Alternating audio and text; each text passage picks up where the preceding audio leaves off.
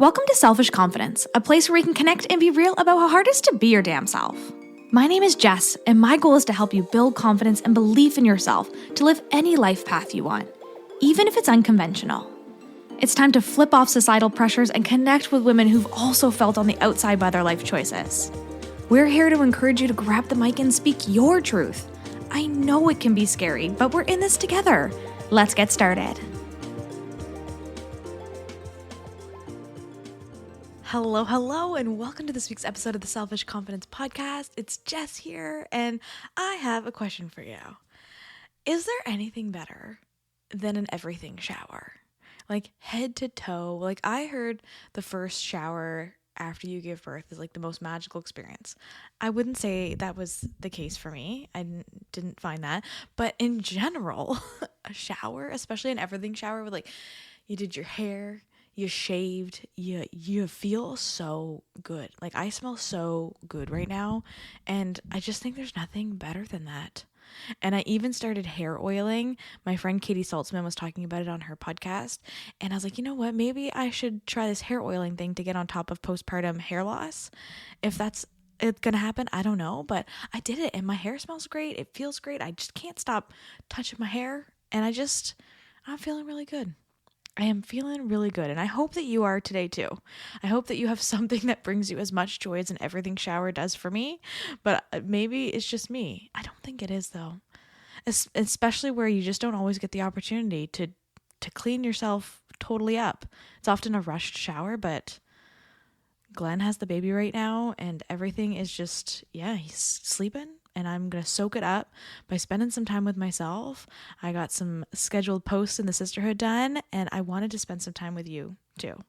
And today I wanted to talk to you about some things that I learned just in life in general. So just this week I celebrated my 35th birthday, and I really didn't know what to expect as my first birthday as a mom, but one of the things that I have just been thinking about a lot lately, and Glenn and I, my husband and I have been talking about this, where I want him to know that you deserve to be celebrated, and not just when you're a kid, but when you're an adult too, because I just often see a lot of us brush our birthdays off, or brush even any kind of celebration off. We're just like, I don't need the attention, or like we're a little uncomfortable with the attention that comes on our birthdays, or there's just a lot I think around it. But when you're a kid, hot diggity dog, it's like the best day ever, right? You're counting down to your birthday. And we used to celebrate birthdays really hard growing up. Like there was always a big party and massive celebrations. And then even into our teen and young adult years, like we would celebrate our birthdays, myself and my two best friends, like really hard. Like we went all out, like full surprise days. And it was just so much fun to be celebrated, and also to allow other people to love on you too. And I just feel like, I don't know, something shifted, and maybe this is just me. If you're listening to this, please tell me how you feel about your birthday. Do you enjoy big celebrations? Do you plan something for yourself? Do you let other people surprise you? Do you just go with the flow? Do you do nothing? Like, tell me what it is for you. But really, probably since COVID, I think I started to shift away from even celebrating my birthday, even before that probably. And I don't know why or what happened. I have some theories in my head about like how it kind of shifted and why I decided to like step away from any kind of celebration. But really this year, I just had this pull to celebrate myself in a way that felt good. I actually had a few friends reach out to me, and they're like, okay, what do you want to do for your birthday? And I was like, wow, like that's really kind that we can, do something and celebrate together and have some fun. And again, I just really want to teach my kid that you celebrate your birthdays. It doesn't matter if it's big or small, but you get to do whatever it is that you want to do on your birthday, and that's communicated. Like, I'll ask you what you want. I'm going to ask you what kind of cake you want. I'm going to ask you, what you want to do. I'm going to ask you all of these things. I'm not just going to assume you want something or want to do something. I want to know what you want. And maybe that's why as adults, we're just not very good at that. And correct me if I'm wrong. Maybe you're great at that. I love that for you. But I think so many of us are just like, I don't know, whatever you want to do. And it's like, it's your freaking birthday. Like, that's my number one question that I ask people, especially my clients. It's like, if it was your birthday tomorrow, what would you want to do? But it's such a difficult question. And this year I had picked something that I really wanted to do. And unfortunately, Mother Nature did not agree. She said, nah, we're going to send you 50 millimeters of rain instead of you being able to go and do this thing. So we made alternate plans, and we went to this really beautiful cafe here. It's called Creme, and had lattes and brunch and just hung out with the girls. And it was just a really special day to connect and to chat things and all the stuff. But I will ask you that, like, if tomorrow was your birthday, maybe tomorrow is your birthday. Maybe today when you're listening to this is your birthday. Happy birthday. And if it's not, let's pretend. If tomorrow was your birthday and you could celebrate in any way you wanted, like no limit on money, no limit on opportunities, like hypothetically, we're planning this out anyway. So like, let's put no limits on ourselves. What would you do? What would you do? And it doesn't matter if your partner wouldn't want to do that with you, or if you're like, oh, I'd have to go alone, or anything. Like we don't need excuses in this dream. But what would you do with your one special day? Because in all honesty, I was thinking about this. As a woman, we just don't really get a lot of these days to celebrate ourselves. And I think it's partly self-imposed. I think that we could be doing a little bit more, right? We could be taking advantage a little bit more of the time that we have and the celebrations that we can do, but we just don't. And yeah, we just don't make the time. We let the excuses kick in, and I can see it happening more and more, even with only having a 3-month-old. I can only imagine when you have multiple kids and lives and soccer practice and gymnastics and dentist appointments and all of the things, and you're just like, oh, it's just another day. It's not just another day. Like, you deserve to be celebrated. You deserve to be loved and doubted on, and just like I just believe you deserve to be celebrated. But that really does come from that belief within yourself that you deserve to be celebrated, right? Because I think sometimes we just push it to the side. Anyways, point of this is I wanted to share with you a couple of things that I feel like were big life lessons in the last 35 years, and even really in the last 5 years, that I wanted to share with you, because maybe they're something insightful for you too. But before we get into this, I wanted to share with you 2 quick things. One, doors to the sisterhood are opening up at the beginning of May.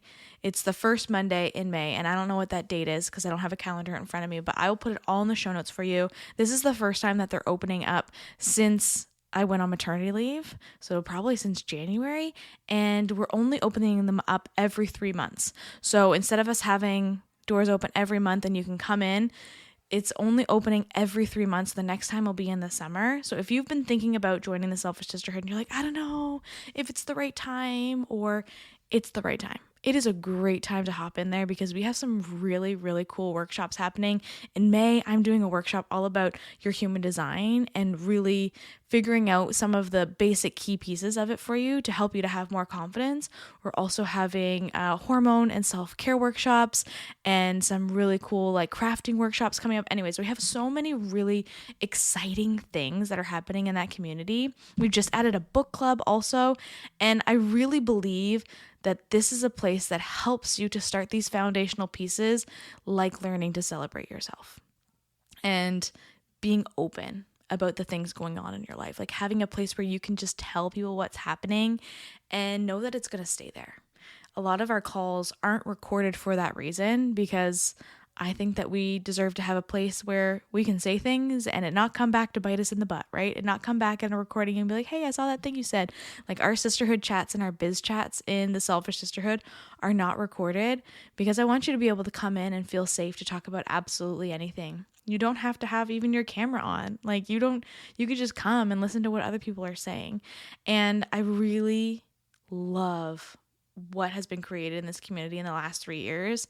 And it's just safety and strength and love and confidence and a foundation for you to get to know this version of yourself that maybe you haven't had the opportunity or time to do. So I will put all the information in the show notes for you. There is a monthly, a quarterly, and an annual price for you to be able to get your membership. You can cancel anytime. So even if you came in, you just tried it for a month, you can cancel anytime.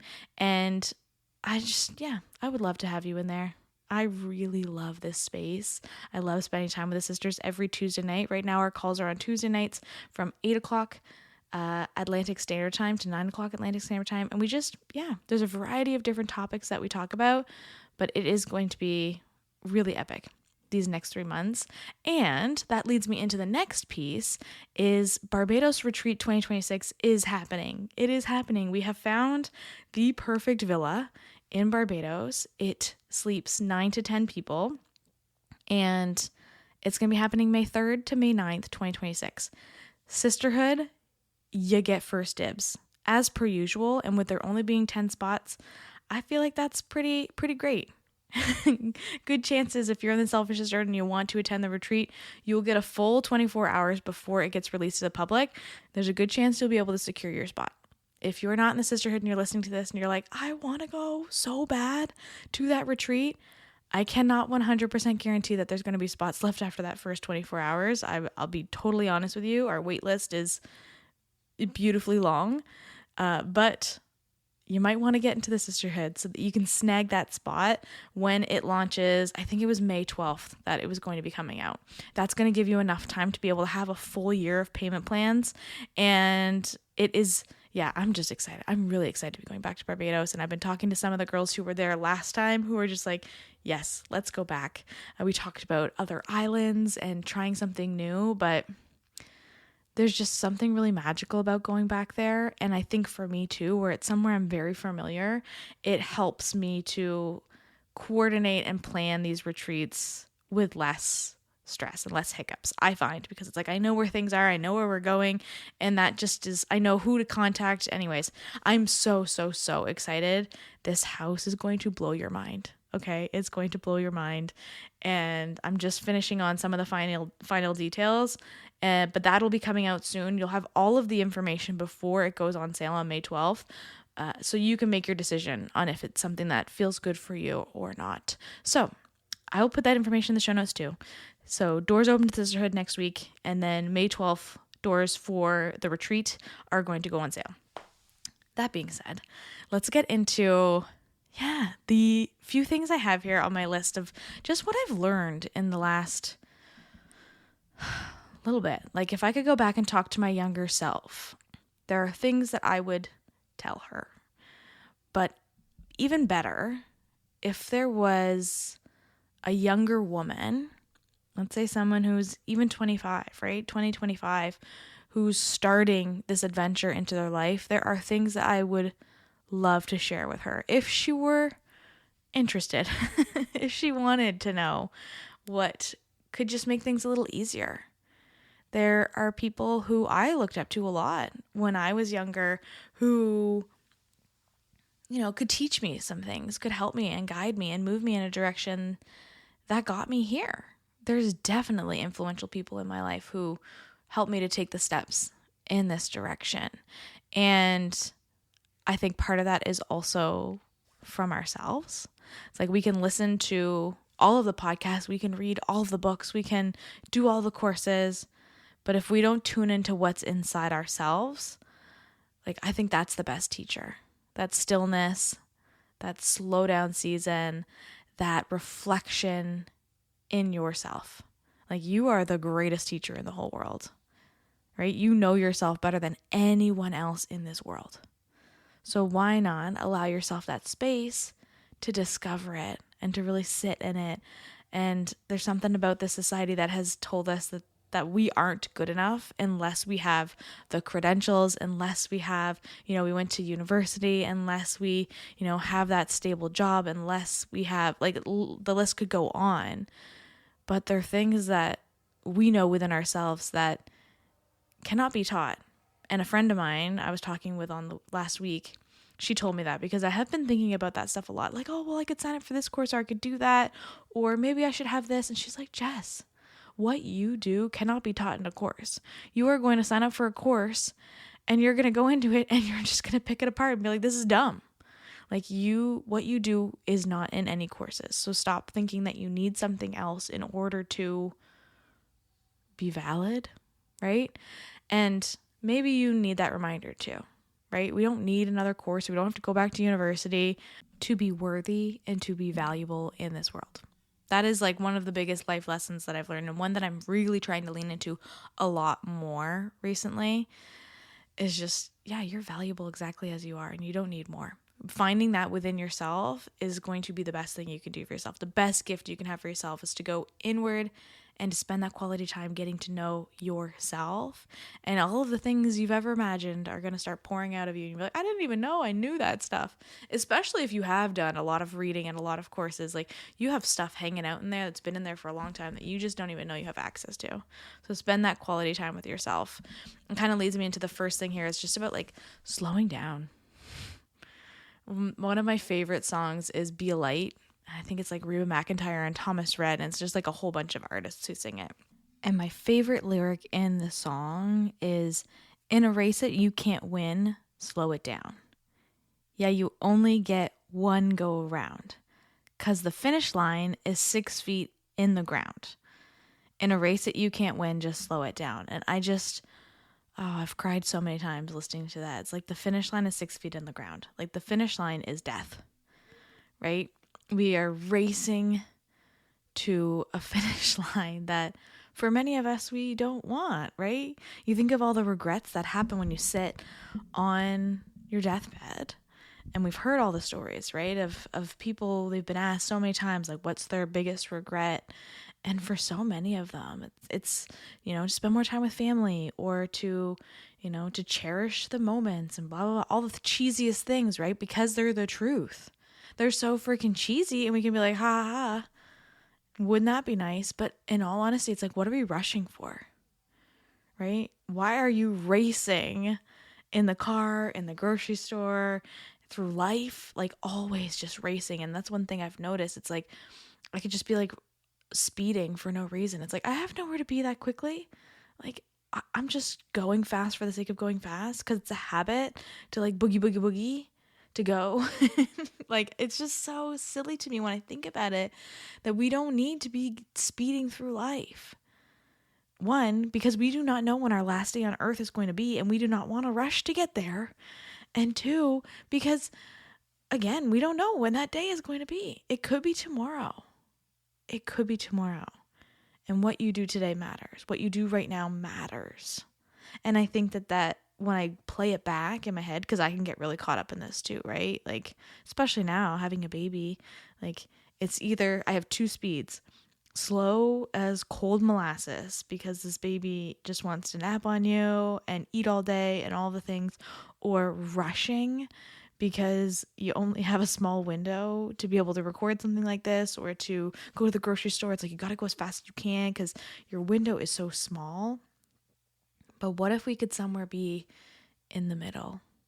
And even not even in the middle, just embracing that slow side a little bit more. And I know we have things to do and places to go, but I bet if you were to ask yourself 10 years from now what you'd want to tell yourself, it would be to enjoy the moments and to slow it down and to cherish things a little bit more, right? Because that's the number one thing we hear about people on their deathbeds, that they wish they could hold their baby one more time. And even as I think about that, I want to cry, because I'm in that season and I just never want to rush it away.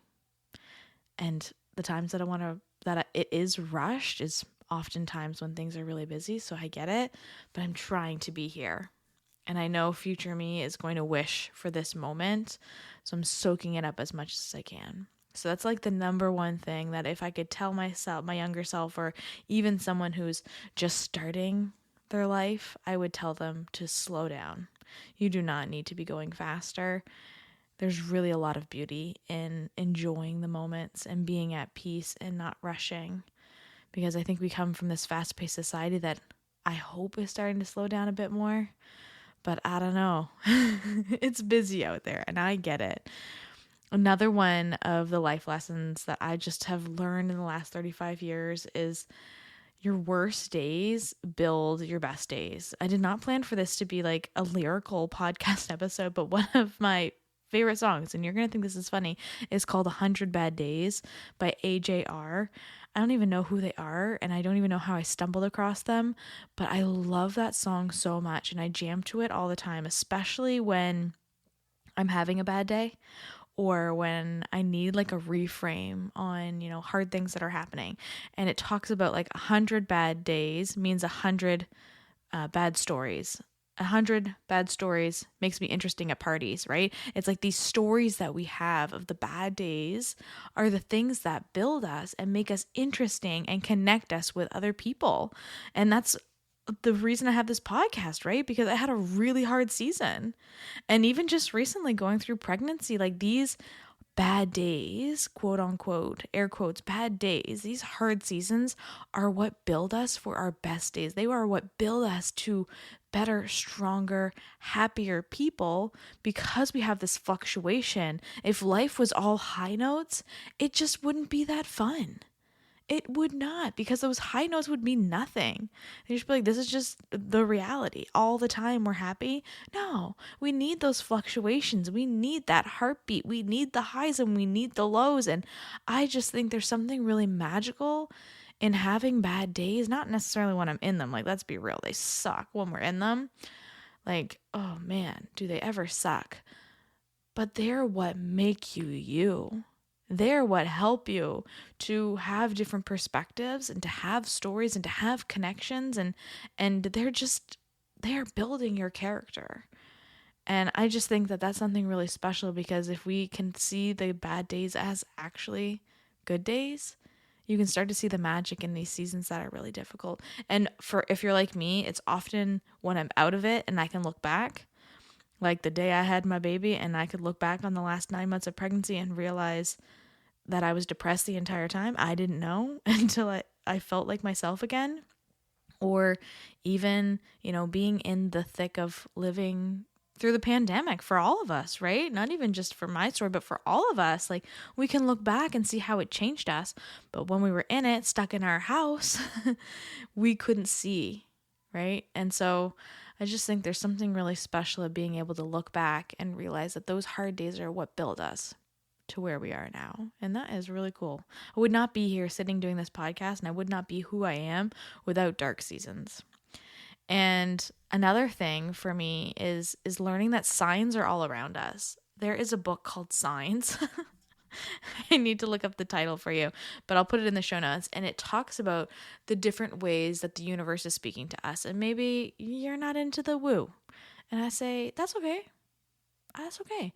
But I use them as just like a gift to be like, hey, keep going. You're on the right track. And that can be like angel numbers like 111, 222, 333, all the things. For me, my most popular angel number is 1234 or 234. And that tells me, it's like, okay, you're on the right track. You're moving in the right direction. Steps are being taken. And like even things like, you guys know this, but I'll stop and like stare at the birds. And sometimes if I feel like the bird is a sign for me, I might Google spiritual meaning of a woodpecker. Okay. Like that is just who I am. Like when I had the porcupine in my yard, if you saw it on my stories a few weeks ago, of course I'm Googling like spiritual meaning of a porcupine. And I just find that those signs, regardless if I look up what the meaning is or I just interpret it as, hey, like, a sign to remind me to slow down is a big one. Like it reminds me to be present and to see. Like the other day I looked up and in our backyard were 2 hawks flying overhead. We never get anything like that here. Like we've been getting some cool birds lately. But I take that as a sign, and I didn't have to Google what the spiritual meaning was. I just took it as like, hey, be present, be in this moment. Like, and it's just beautiful to see life in that way. Or, when you're driving and little ducklings are crossing the road, or like a deer are crossing the road, or a kitty cat, right? And it's just a moment to slow down and to pause and to remember why we're here, right? Like these animals are not on anyone else's timelines. They are not looking at their Apple Watch to be like, I got to get my steps in. They're just living. And these beautiful signs are around us all the time. And I think if we can just open our eyes a bit more, again, stop rushing and slow it down, we are going to see these signs. And I just find that to be like one of the most beautiful pieces of life. Like I really do. And I feel so cheesy as I say it, but it is so true. To me, there is nothing more beautiful than a bird in my backyard, or, seeing some synchronicities in the world, or running into an old friend in the grocery store, and it's like absolute fate that you'd be in the same grocery store at the same time, just like bumping into each other. And it's just so beautiful, these little moments. They're great signs for pushing us in the right directions and trusting our intuition a bit more. And another piece of that, when it leads into intuition, is like human design changed my life. Knowing my human design. And this is like my fourth thing on the list. I have 5 things. So I'm wrapping this up for you. Okay. I'm putting a bow on it because human design changed my life. Like really understanding who I am on this level. And had I not gotten my haircut, I've talked about this on the podcast, got my haircut at a specific studio in Barbados with someone who's become a friend of mine, she told me about human design, and it changed everything for me because my type is just different than what our societal standard is. And maybe yours is too. You felt like an outcast. And I just feel like it's a permission slip for you to understand yourself on a different level that the world just does not give you. And maybe you're listening to this and you're like, I have no idea what you're talking about, Jess. It's basically kind of like your zodiac sign, but a lot more specific. But you do need your birth time and your date of birth to figure out your human design. Happy to help walk you through it. But there's something just really special about knowing that you have a purpose. It's written in your chart, like they would say. It's written in the stars, and it helps you. Like, I have never had someone say, like, that just doesn't make sense. Every person I've done a reading for is like, this blows my mind. That is so me. And I was very unaligned in it when I first learned about it. And I could not see myself in my type. I'm like, no. That is not me. I cannot be like that. And now as I learned it more and more, I'm like, oh, right. I was just super unaligned. And so I needed that reminder to do things differently, to lean into a slower lifestyle. And what's really beautiful about human design is I can use it now to understand my son, who is, again, he's only 3 months old, but it helps me to connect with him a bit more, knowing that maybe he needs more time or more space for certain things. It's just really, really cool and an interesting tool. And if you're like, I'd love to learn more about that, Jess, I do readings. I can help guide you through your own chart, or you can join the Selfish Sisterhood. We're doing a workshop in May that's going to help guide you through, like a self-guide through your own chart. And I'm really, really excited because, again, it can change things in your life if you start to lean into living your life by design. And then the last thing I had on my list that I felt was like, just like, yeah, a lesson that makes me smile is that kindness and love goes a long way. I didn't think that I could build a business based on kindness and love. I thought that that was silly willy, right? That the world would never support something like this because we're all about productivity. But I learned that actually kindness and love goes a really long way, and people are looking for that in the world. The right people are seeking that. It's not all about productivity. It's not all about what you can achieve. Sometimes we just need to be loved. Sometimes we just need to be seen. And adding that into your daily practices can go so far. And this can be in business, this can be in life, this could be in your parenting journey, this could be with your friendships, but like kindness and love goes a long way. And even just a friend reaching out and saying, hey, how do you want to celebrate your birthday? I want to celebrate you. That love shows you so much more than any like, I want to say like work that you could do, right? Like any productivity, anything. It's more than anything. And I am a little sappy with that stuff. I'm going to tell all my friends I love them. I'm going to tell my family I love them. I'm going to prioritize love over everything. And actually, one of the things that I had on my vision board this year was the theme and the focus for this year was experiment and do all things with love. So let parenting be an experiment. So I didn't put so much stress and pressure on myself in this season. That business could be experimental right now, but also with that foundation and that underlying season of love. Like I wanted it to be always focused on love. And I think the more that I can do that, the more I get a better foundation in myself.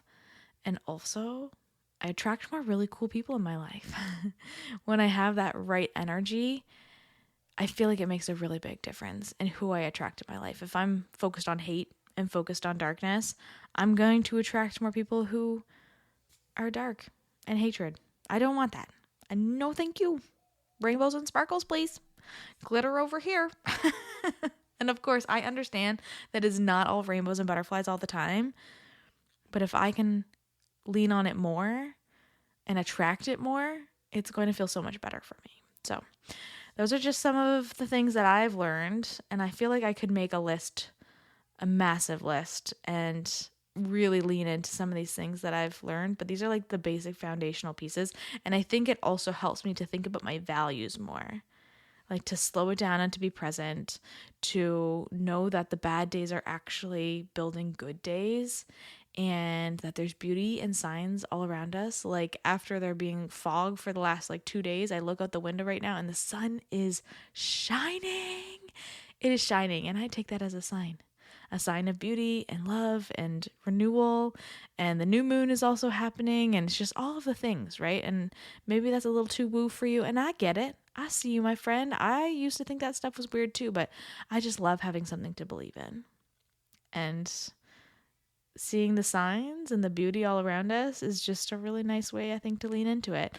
And then, of course, that human design can absolutely change your life. Understanding your human design, knowing more about human design can really help you to shift your perspective on yourself and see your gifts.